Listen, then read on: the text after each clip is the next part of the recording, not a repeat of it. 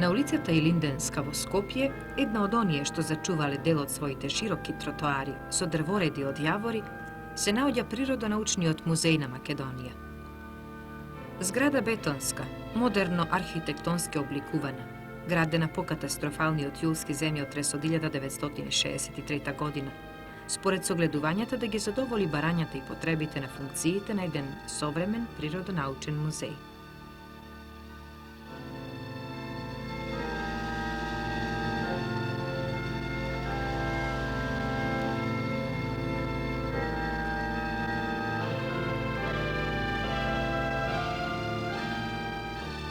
Заедничкиот влез на музејот и на зоолошката градина, посетителите ги упатуваат директно во неговите изложби.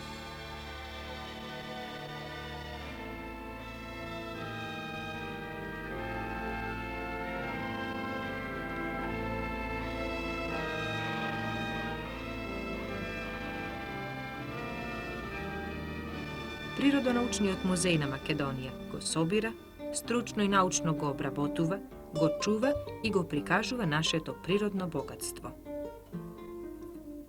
Од тука произлегува и присуството на една широка и комплексна активност, манифестирана главно преку колекционерската, изложбената, научно-истражувачката, издавачката и просветно-педагошката дејност. Наша цел е да прикажеме дел од природното богатство на Македонија присутно во изложбите на музејот. Уште од основањето на музејот посебно внимание и се обрнува на научно-истражувачката дејност. Нејзиниот резултат е издавањето 4 научни едиции.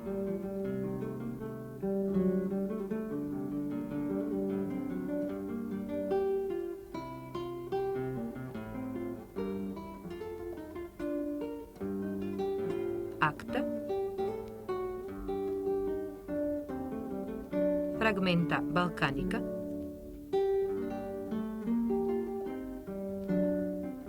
посебни изданија и Фауна на Македонија.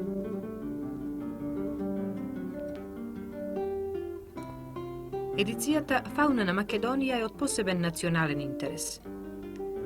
Овие публикации музеот ги испраќа во размена за публикации на околу 100 сродни институции во земјава и 500 во странство. Преку оваа размена, книжниот фонд на неговата библиотека перманентно се збогатува. Централното место на подиумот во дното на холот го зазема глобусот, макета на нашата планета Земја. Неа ја согледуваме како членка на сончевиот систем во неизмерното вселенско пространство. Неорганскиот дел од природата, оној дел од земјината кора, од литосферата, е мощно разновиден. Составен е од карпи. Карпите, според начинот на кој се создадени, се поделени на 3 главни групи: магматски, магматските карпи се создадени од магмата, од лавата, со незиното ладење кога таа доаѓа до површината на земјата и се излева. Седиментните карпи се создаваат при таложење на материјалот од различните карпи. Него можат да го пренесуваат река, ветар, глечер, морски струи. Метаморфните карпи се создаваат од магматските и од седиментните карпи под дејство на притисок и на високи температури.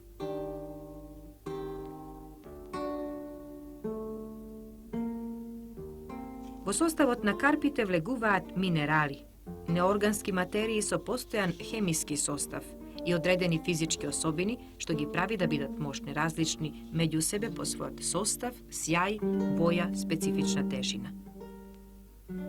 Минералите се јавуваат повеќе или помалку во правилна геометриска форма. Геометриски правилните форми во кои се јавуваат минералите се наречени кристали.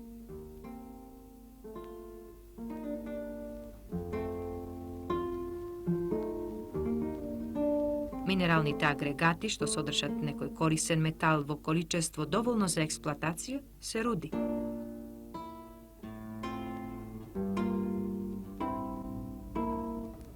Кај нас се наоѓаат богати наоѓалишта на неметални и метални руди, што овозможуваат рударството да представува наша важна стопанска гранка. Посебно интересен експонат е метеоритот. Тоа е прв метеорит најден или поточно регистриран кај нас. Паднат е од атмосферата во близина на Струга во 1972 година.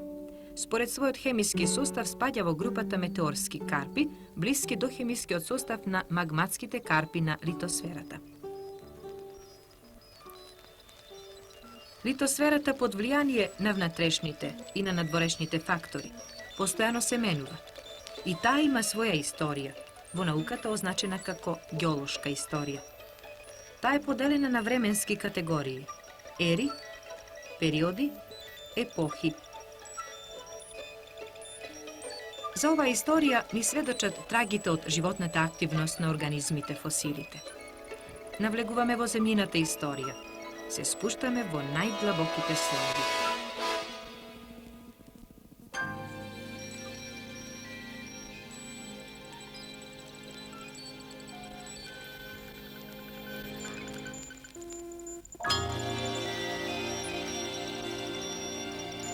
Прекамбри, архаик.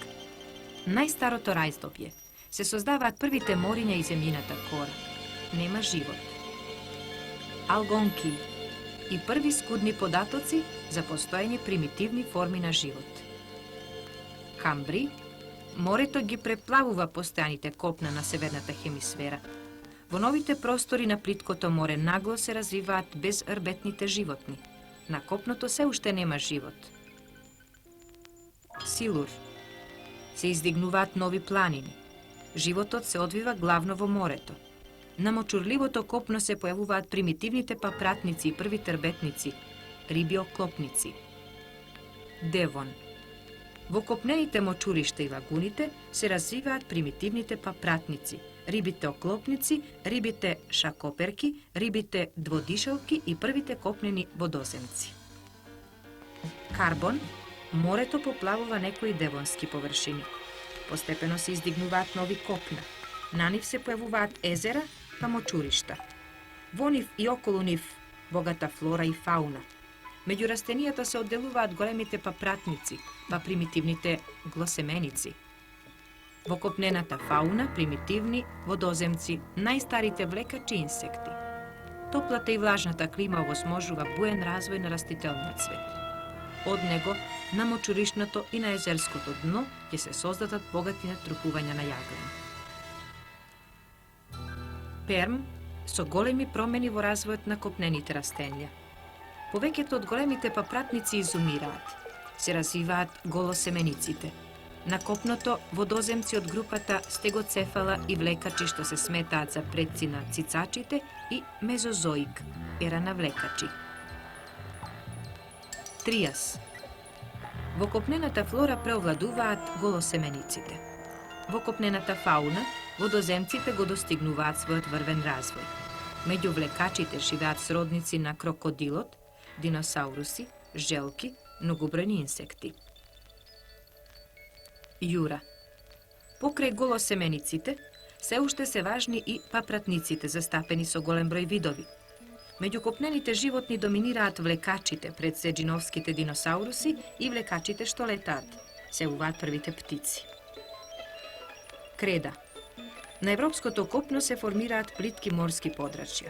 Во нив буен развој на планктонски организми, од чии големи лупешки ќе се формираат карактеристичните настаги на креда. Во копнената флора ќе се појават скриено семениците. Следува кенозоик, ера на современ растителен и животински свет. Терциер еоцен. Во шумите и глолисни и листопадни дрвја. Појава на предци на современите коњи, појава на зверови. Представниците на еоцен се широко распространети на нашата територија. Олигоцен. За копнената фауна се карактеристични крупните цицарчи. Миоцен. Европа е населена со виши растенија што денес ја населуваат Источна Азија и западниот дел на Северна Америка. Развојни слонови, елени, газели. Пилоцен. Паратетис, морето од Алпите до Карпатите исчезнува. Од него остануваат Црното и Аралското море и Каспиското езеро. Се појавува флора што личи на денешната. Во животинскиот свет доминираат крупните цицачи. Најмаркантните траги од животната активност на организмите откриени во нашава република и припаѓаат на плиоценската фауна. Констатирани се на неколку локалитети, а особено на подрачјето на Тито Велес. Откриените фосили се во петрифисирана, окаменета состојба и им припаѓаат на копнени цицачи. Меѓу нив се и животни многу блиски на животните што денес ги населуваат степите на Африка. Оваа фауна е позната под името пикермиска, според местото Пикерми кај Атина, каде што била првпат откриена. Најценети наши експонати се оние на фосилните слонови со неколку представници. Еве еден вид, Бунолофодон. Негова долна вилица и клјови од горната вилица, долги над 4 метри. Животното имало тежина 4 до 5 тони и се хранело со растенија.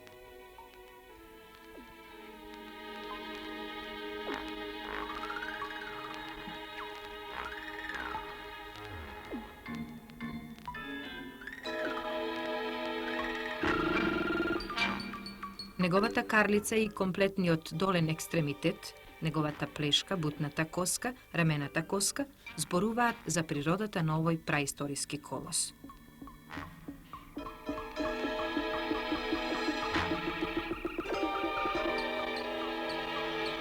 Хипарион е главен род, според кој пикермиската фауна често го добива името Хипарионова. Тоа е коњ со 3 прста, предок на денешниот.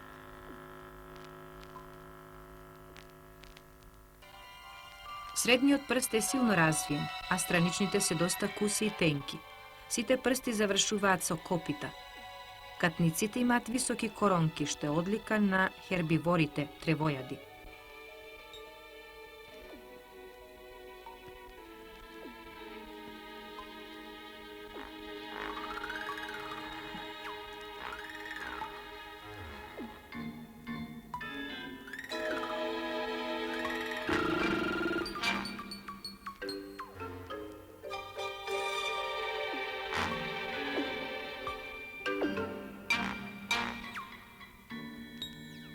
Интересен експонат е и черепот на фосилен мајмун. Во черепот многу убаво е зачуван мозокот.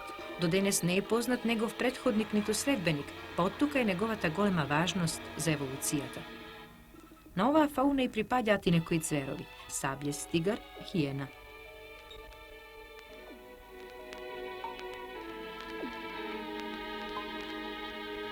И фосилна желка. Нејзиното тело е значително поголемо отколку што е кај современите копнени желки.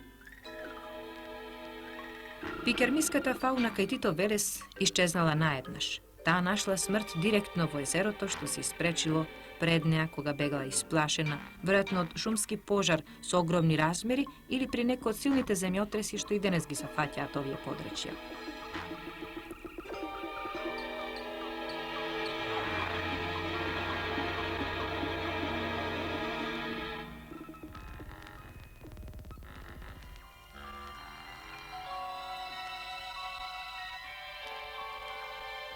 И најпосле квартер и преистоцен, ледено време. Климата се влошила, замрзнуваат големи површини.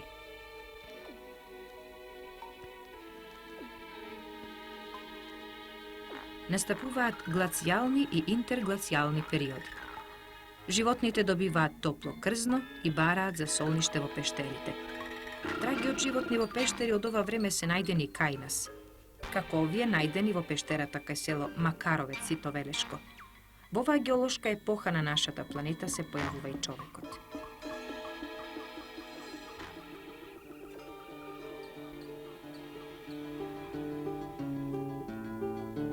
Ботаничката изложба во нашиот музеј е единствена од ваков вид во нашава земја. Нејзината основна концепција се базира врз општите познанија за растителниот свет и карактеристиките на флората на нашава република. Развојното стебло ни ја доловува еволуцијата на растенијата. Согледуваме едно келина, едно од оние првите што се создале. Ги следиме дивергентните патишта преку кои минале современите растенија. Тие патишта се присутни во редоследот на експонатите на изложбата. Нижи растенија – талофити. Такви се бактериите и алгите.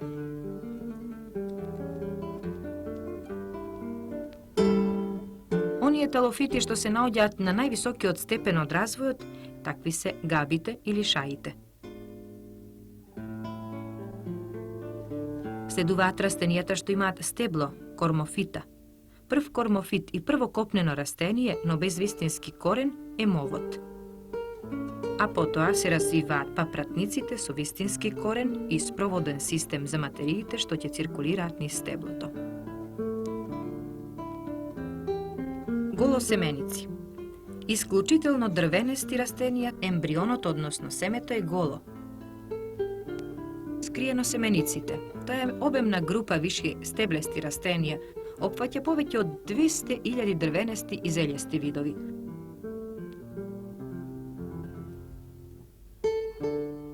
Цветовите им се главно двополни и во живи бои. Ембрионот, односно семето, им е затворено во плодникот кој се развива во плодот.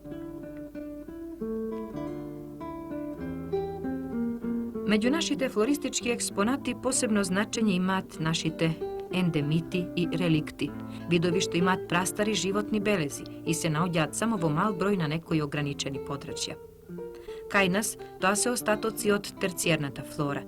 Тие можеле да бидат зачувани поради фактот што глацијалните промени не биле толку силни во нашите краишта за да можеле да ги уништат. Такви се джиновските борови Pinus peuce, моликата на Пелистер, папратницата Osmunda regalis во Банско и многу зелјести растенија.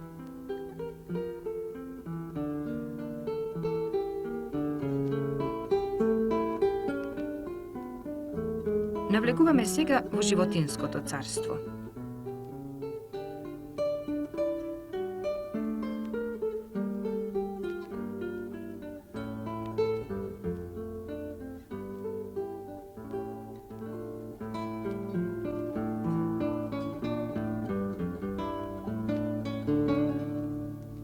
Развојно стебло и поглед врз еволуцијата на животните.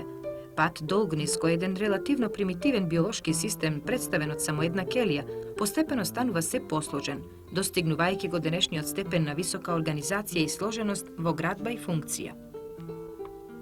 При дното на стеблото се безрбетниците. Од нив, еднокелините, поради микроскопските размери на нивното тело, не можат да бидат представени како музејски експонати.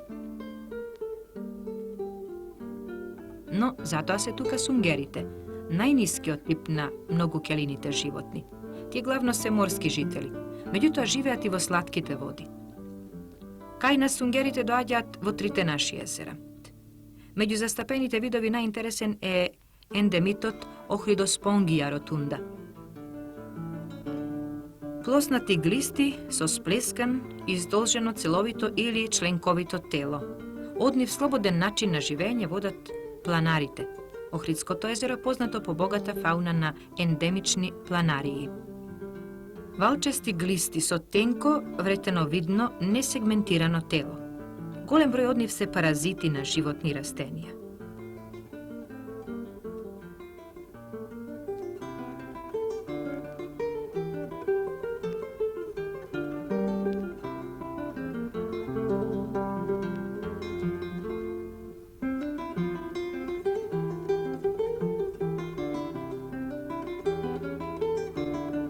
Живото влакно што го среќаваме по изворите и потоците живее слободен начин на живење.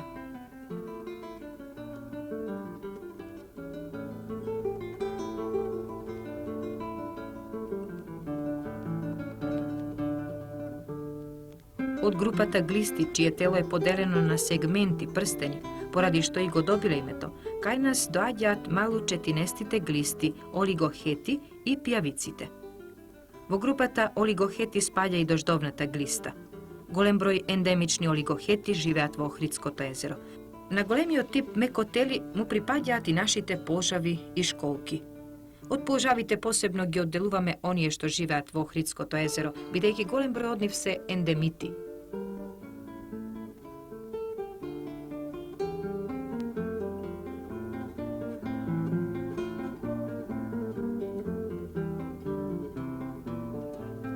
Популациите на школката Драйсенсија полиморфна во крајбрежниот регион на трите наши големи езера, на дното градат широк карактеристичен појас, зона на големи лупешки.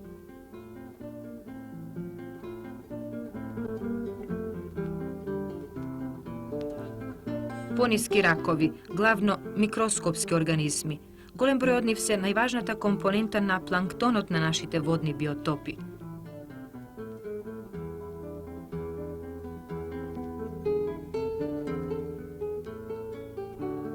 Повисоки ракови, меѓу кои од фаунистички аспект е интересен кривиот рак.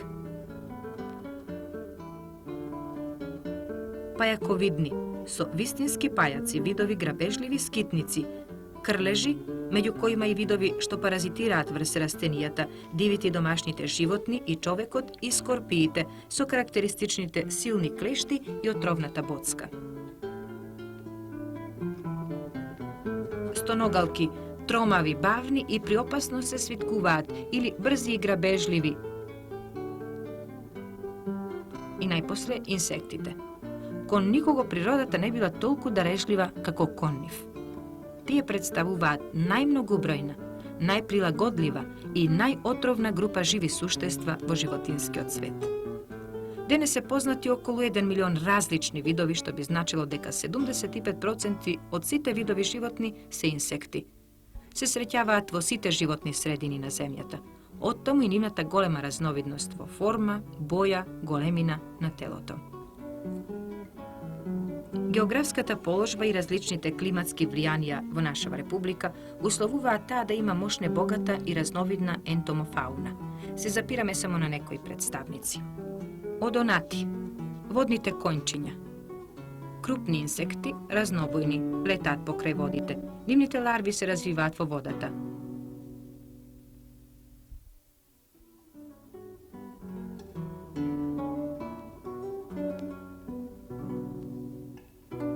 Од хетероптерите тафтабитите ја одделуваме водната, големата нилска тафтабита, белостома, која е покарактеристична за медитеранското подрачје, па и кај нас.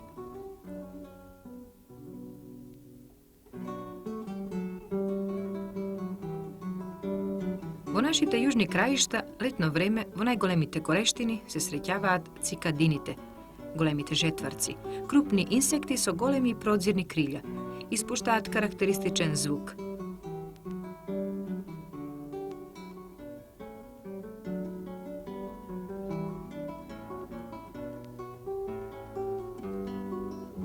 Нашите мрежокрилци се познати во научниот свет, тоа се жители на суви места.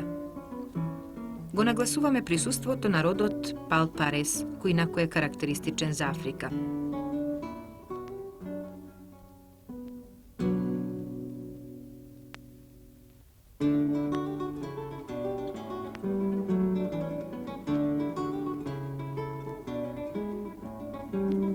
Тврдокрилци.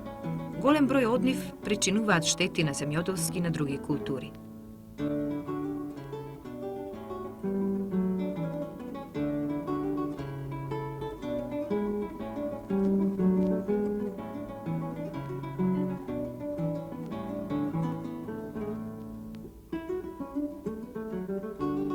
Пеперуги дневни, пеперуги ноќни. Меѓу нив е и губарот, штетникот во нашите шуми.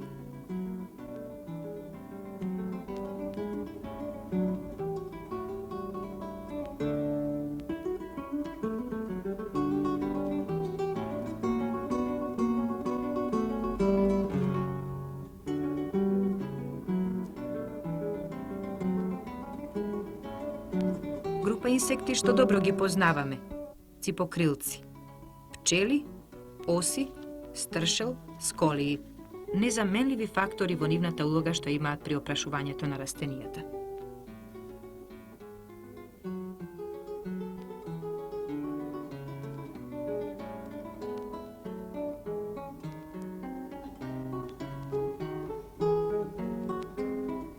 Во оваа изложба посебно место заземаат екзотичните инсекти од тропските и суптропските краишта на Јужна Америка, Африка и Индо-Австралија.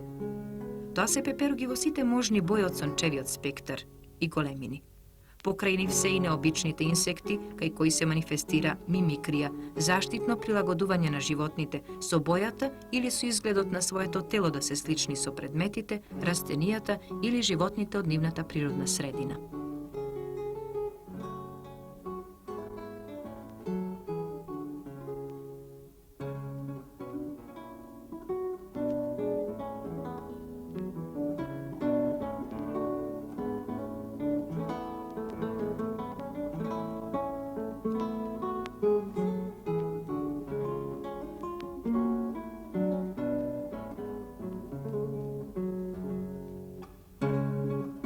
Во музеот постои една привремена изложба на риби, водоземци и влекачи на Македонија.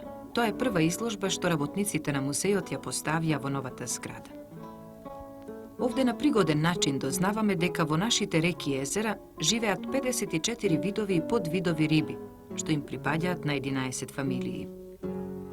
Ја согледуваме одделно рибната фауна на нашите најголеми водни биотопи Охридското, Преспанското и Деранското езеро и реката Вардар.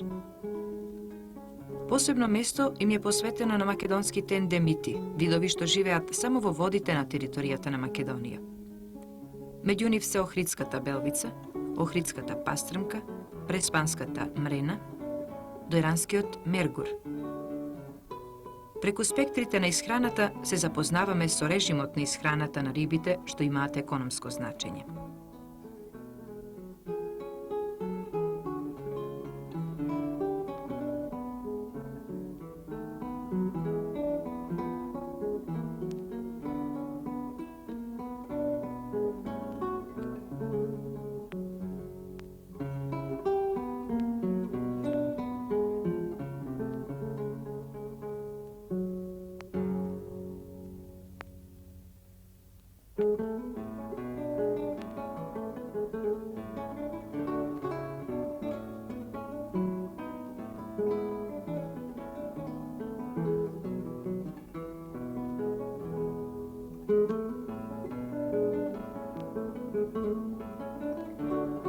Еве ги и амфибиите, водоземците. Тоа се првите рбетници што ја напуштаат водната средина и почнуваат да го населуваат копното. Тоа се и првите четвороножни животни. Ги има околу 2000 вида. Во Македонија се познати само 16 видови. Влекачите се најниската класа на вистинските копнени рбетници. Тие сосема се прилагодиле кон копнениот начин на живење. Овдека спаѓаат желките, гуштерите, најпослеве ги и змиите. Преку својата исхрана тие ја регулираат густината на голем број популации на различни животински видови. Тие даваат свој придонес во зачувувањето рамнотежа во природата. Природонаучниот музеј на Македонија своите изложби постојано ги збогатува и усовршува.